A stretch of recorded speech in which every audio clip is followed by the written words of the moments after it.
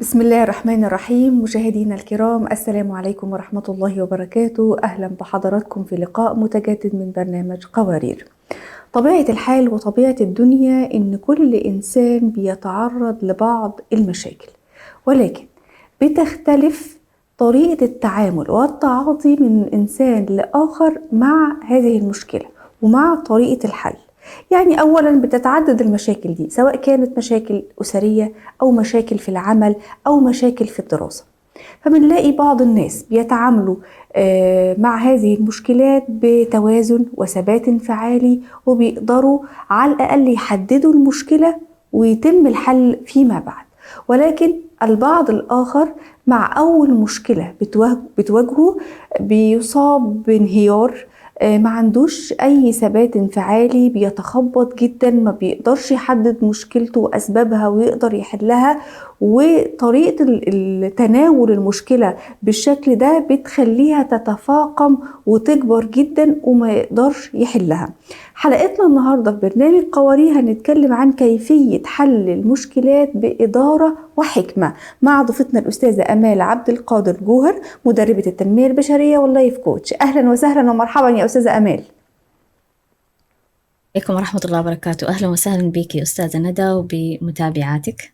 أهلا ومرحبا بحضرتك وعليك السلام ورحمة الله وبركاته. أستاذة أمال، هل أي موقف سلبي بيحدث معانا يعد مشكلة؟ أو بمعنى آخر، ما هي المشكلة وإزاي يتم تحديدها؟ آه مبدئيا المشكلة هي تغير حال أو وضع، تغيير لا نريده، لا نحبذه، لا نرضى به عند حدوثه. يعني هو تغيير، يعني يشكل، يعني يتغير الحال، الوضع، زي ما ذكرتي، سواء دراسة أو اجتماعي أو عملي، مادي. فممكن هو التغير هذا بيصبح مشكلة لما يكون شيء إحنا لا نستطيع التعامل معه. يعني هي تغير لشيء احنا كنا معتادين عليه لفترات طويلة وأزمنة طويلة، فبالتالي لما بيحدث التغير ده احنا بيحصل عندنا عدم توازن أو عدم القدرة على التكيف مع الوضع الجديد. بالضبط، هذا عدم القدرة على التكيف هو هنا تحصل المشكلة. لأنه في تغييرات بتحصل، وهذا اللي ذكرتيه اللي هو موقف سلبي.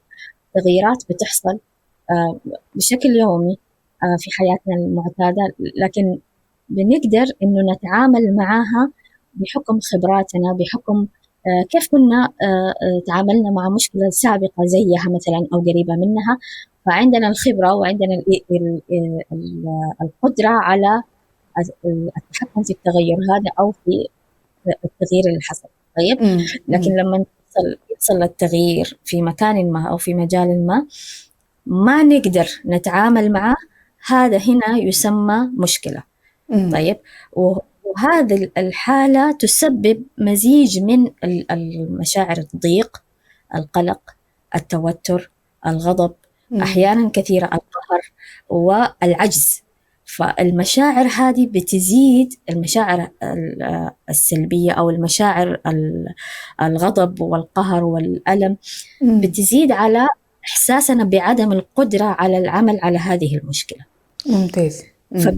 هل في موقف يحدث معي هو يعد مشكلة؟ لا، ليس كل المواقف، لأنها زي ما قلنا في مواقف عندنا القدرة في التعامل معها في مواقف أخرى لا نستطيع التعامل معها، فبالتالي ليس كل المواقف تعد مشكلة. تمام جدا.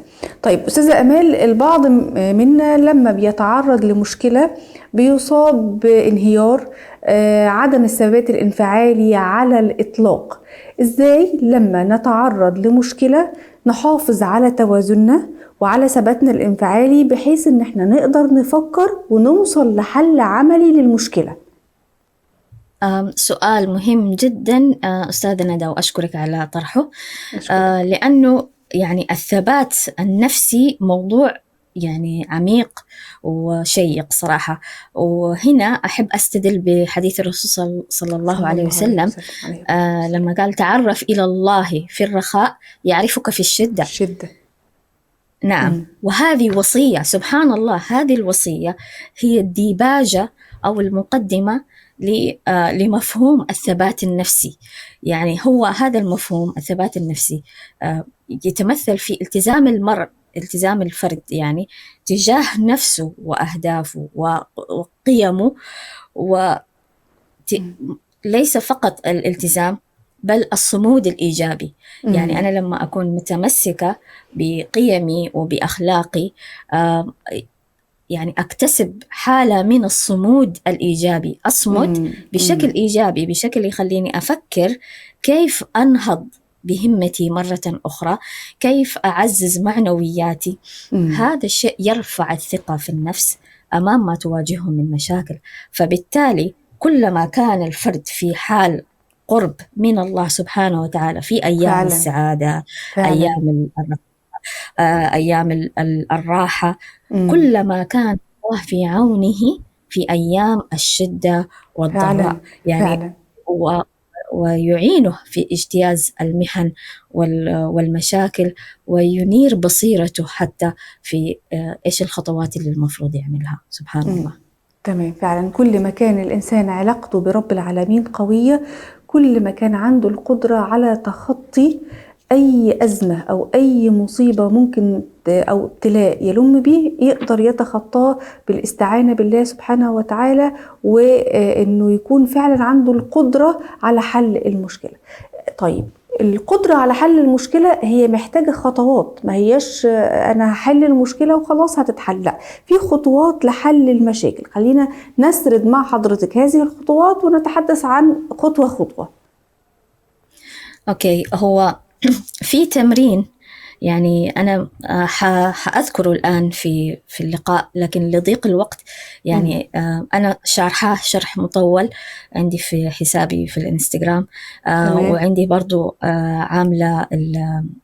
عاملاه كدوكيمنت مثبت هناك، فممكن أي واحدة حابة ترجع له تقدر ترجع له. خلينا ننوه للمشاهدات إن حساب حضرتك على الإنستغرام بنفس الاسم، الأستاذة أمال عبد القادر جوهر، مدربة التنمية البشرية واللايف كوتش. هتقدروا توصلوا لكل المعلومات المفيدة والشيقة للأستاذة حطوها على الحساب. اتفضلي يا أستاذة أمال. نعم، شكرا لك. فبالتالي التمرين هو كالآتي: تجي بورقة وقلم، طيب، وتكتبي المشكلة. ما هو عندنا كمان مشكلة أخرى، اللي هو إذا أنت ما قدرتي تكتبي المشكلة، فبالتالي أنت ما أنت عارفة إيش هي المشكلة. فلازم تكوني عارفة إيش هي المشكلة بحيث أنك تستطيعي كتابتها، يعني تصيغيها. خليني أعطي مثال. مثلا أعاني من الاحتراق الوظيفي، أو خلينا نصيغها بشكل آخر، اللي هو أعمل في مكان لا أحبه، عمل لا أحبه، لا أحب الأشخاص حولي في هذا المكان، ولا أريد أن أعمل فيه لكنني مجبرة، فهنا مشكلة. طيب، اكتبيها كما هي. خلاص، تمام. هذا مثال. بعدها اسألي نفسك سؤال صريح: من المتسبب بهذه المشكلة؟ لازم يكون في شخص متسبب. من المتسبب؟ هل أنا أم شخص آخر؟ وأحدد. إذا أنا أقول نعم، يعني أكون أنا معترفة بإني أنا السبب في وقوعي في هذه المشكلة، أقول نعم وأمشي في الخطوات اللي بعدها. إذا كان شخص آخر، من هو؟ هل هو المدير؟ قد يكون فعلا، يعني ممكن تكون المديرة، أو قد يكونوا الإدارة، أو يكونوا مثلا زملاء معايا في العمل أو زميلات بعاني من التنمر معاهم أو من عنصرية، فأكتب من هم هؤلاء الأشخاص. أوكي، السؤال اللي بعده أسأل نفسي: طيب، إذا أنا صاحبة أو أنا المتسببة في هذه المشكلة، هل أريد حلها؟ لأنه في عندنا مشكلة أخرى، في ناس يكونوا عارفين إيش هي المشكلة، يكونوا عارفين من السبب في المشكلة، لكن لا يريدون حلها. أنا لا أريد حلها، يعني خلص أنا ما في هذه الحالة. يعني أقدر أقول لك حاجة واحدة، اللي هو تصالحي مع الوضع الراهن وتوقفي عن الشكوى. تمام؟ مهمة جدا، مهمة جدا موضوع الشكوى. طالما مش عايزة تحلي المشكلة، أو ما بين قوسين مكسلة، في حالة من الكسل أصلا إنك تحلي المشكلة، فتكفي عن الشكوى. بالضبط. خلاص ما تقولي إن عندي مشكلة، تصالحي معها. ما عندك مشكلة، أنت متصالحة، أنت ما تبغى تحليها، تصالحي معها وعيشي. هذا خيارك، مش كده؟ لكن إذا قلت مثلا نمشي للشخصية الأخرى، مثلا قالت لا أنا المشكلة هذه صحيح أنا المتسببة فيها، صحيح أنا المفروض أعمل عليها وأريد أن أحلها. إذن كوني جادة مع نفسك، في الورقة اكتبي ما هي الخطوة الأولى اللي أنا أحتاج إني أعملها حتى أحل هذه المشكلة. اكتبيها، إيش هي الخطوة هذه، حدديها متى وكيف، وهل أحتاج دعم من أحد، ومن هو هذا الأحد، وإيش نوع الدعم، هل هو دعم مادي، دعم اجتماعي، دعم نفسي.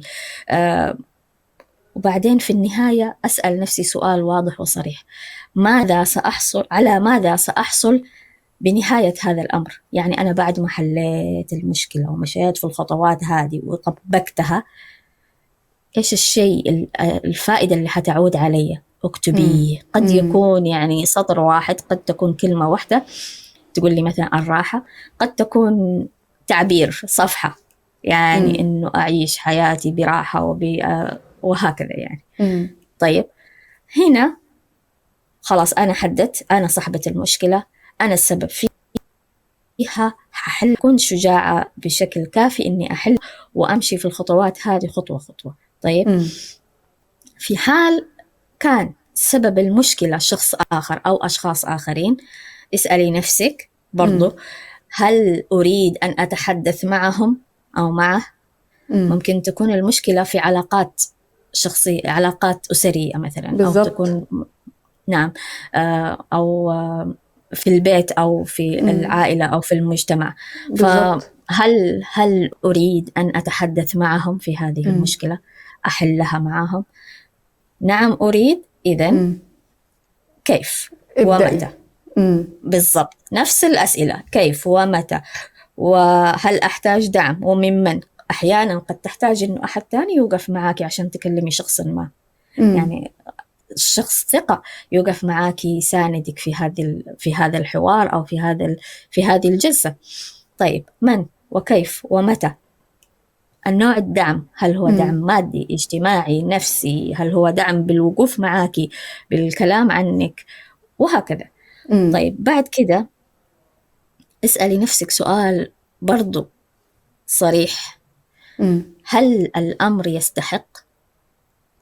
طيب أنا بعد ما أواجه الأشخاص هذولي، خلينا ناخذ مثال إنه في الأسرة مثلا، أواجههم، أقول لهم والله أنا عندي المشكلة كده وكده كده معاكم، فنبغى نحلها ونجلس نحلها. حليناها، سواء كان برضا كل الأطراف أو بعدم الرضا. قد تحصل نتيجة إيجابية أو غير إيجابية. طيب تمام. أكتب أنا هذا الكلام كله، ماذا سيحدث بعد هذا الحوار أو بعد هذه الجلسة.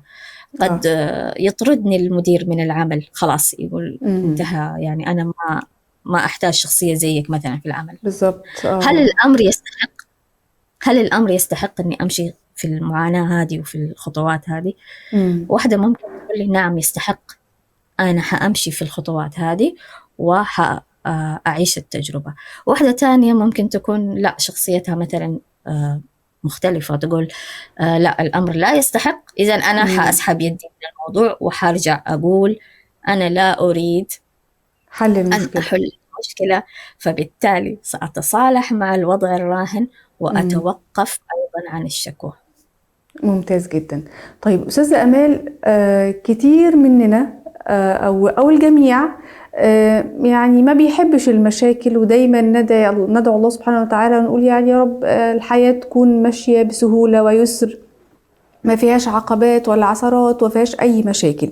هل في طريقة نقدر نتجنب بيها المشاكل، أو على الأقل نقلل منها، ولا طبيعي أصلا إن الحياة يحصل فيها مشكلات وعثرات، ولكن بتتوقف على طريقة حلنا وتناولنا للمشكلة؟ طبعا المشاكل نوعين، في المشاكل والمصائب القدرية، يعني اللي هي تحدث قضاء وقدرا لا يد لنا فيها، ما نقدر نسوي فيها شيء، زي الفقد أو الموت وغيرها. وهنا يتحلى المرء، يعني سبحان الله، زي ما قلنا لو كان مقدم لنفسه بالتقرب إلى الله في أيام الرخاء، فهنا حيظهر الثبات النفسي، بأنه ربنا حيعينه بأنه يتحلى بالصبر والتصبر والحوقلة، الاستغفار، التوبة، الرضا والتسليم بقضاء الله وقدره. هذا نوع من المشاكل اللي ما لنا يد فيها. النوع الآخر من المشاكل اللي هي نستطيع التأمل والتفكر فيها والعمل على حلها. طيب، كثير من الأشخاص عندهم وعي وإدراك عالي ما شاء الله، بحيث أنه يشوفوا المؤشرات أو الدلائل، العلامات التي تدل على أنه حتكون فيه مشكلة في المجال الفلاني أو في المكان الفلاني. فبالتالي يتصرفوا لأنه واعين مدركين أنه من الحتة دي حتيجي مشكلة، فأنا أستبق الأحداث وأعمل الشيء الفلاني أو أعمل كذا وكذا حتى يعني أتفادى وقوع هذه المشكلة. بالضبط. وهنا يعني التفطن ورفع الوعي وسرعة البديهة من أهم الأمور اللي يعني نحث السيدات في الدورات بأنهم يعني يتمكنوا منها كمهارات. بالضبط، لأنها وبتساعد على تجنب المشاكل. بالضبط، بتساعد على تجنب المشاكل.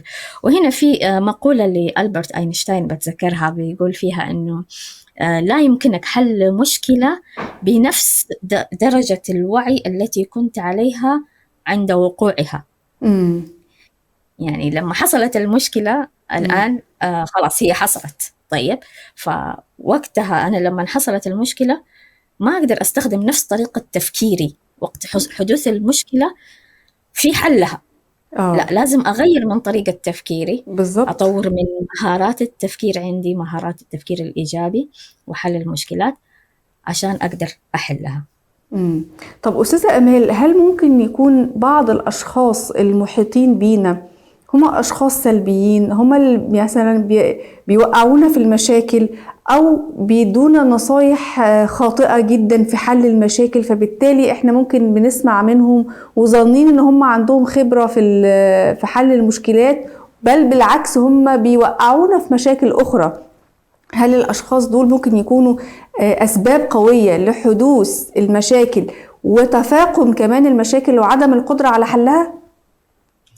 طبعا البيئة يا إما أنها مساعدة أو أنها يعني غير معينة.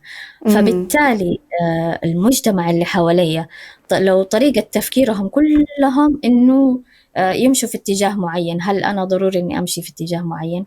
لازم يعني أنا أثبت على قيمي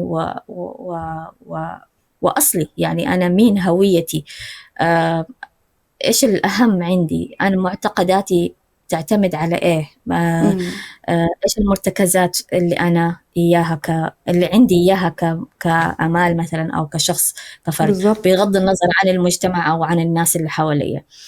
طيب، إيش أسوي؟ هل أدخل في حالة صدام مع الناس هذولي؟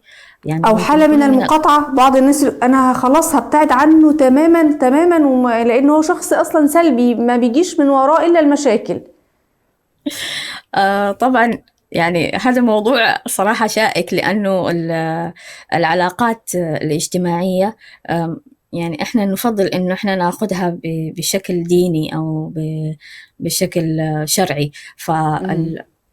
فالأرحام ما في كلام، يعني يعني الأرحام ما في داعي للمقاطعة، بغض النظر كانوا كويسين أو ما كانوا كويسين معانا، يعني بيضرونا أو بيفيدونا.